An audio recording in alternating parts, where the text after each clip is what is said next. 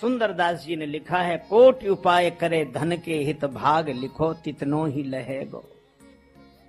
इतना भाग में लिखा है उतना ही मिलेगा। और हम लोग क्या करते, एक आदमी चला गांव से लोटा लेकर, अरे गांव में गुजर परेशान करते बहुत दिन हो गए,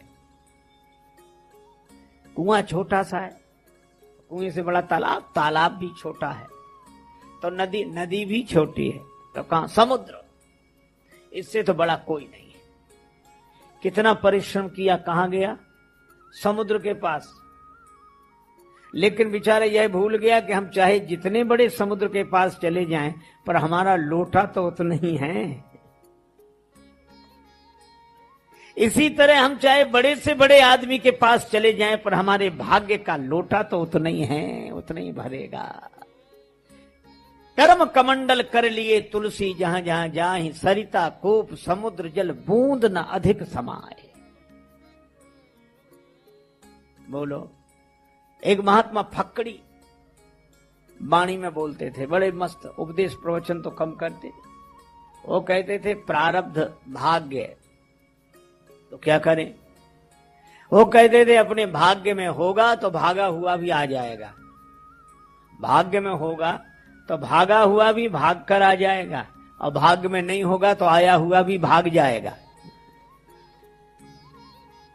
और कभी कभी हंसी में कहते थे कि हमारे भाग्य में नहीं होगा तो किसी का बाप दे नहीं सकता, और भाग्य में होगा तो किसी का बाप रोक नहीं सकता। हम काहे को परेशान हो। प्रारब्ध तो पहले रचा पाछे रचा शरीर, तुलसी चिंता छोड़ के भजले श्री रघुवीर। इसलिए आठम यथा लाभ संतोषा, प्राप्त को पर्याप्त समझें। इतने कपड़े ठीक है,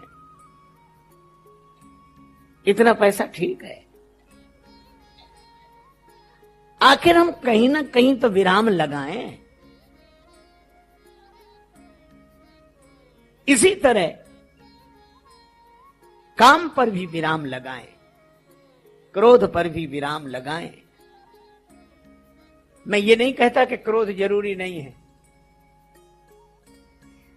लेकिन आप जानते हैं घर में चूल्हा जलता है, भोजन बनता है, पूरा परिवार चलता है,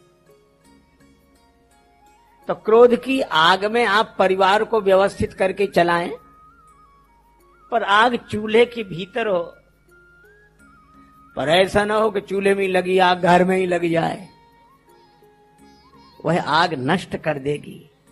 अगर चूल्हे में आग नहीं जलेगी तो जीवन नष्ट हो जाएगा। तो व्यवस्था के लिए क्रोध ठीक है, और इसी तरह मैं कहता हूं व्यवस्था के लिए काम ठीक है। काम से सृष्टि का उद्भव है, ठीक है, लेकिन विराम तो लगे, और उसके लिए संतोष। तो मैं आपसे चर्चा कर रहा था, शंकर भगवान कामारी हैं, काम को नष्ट कर दिया।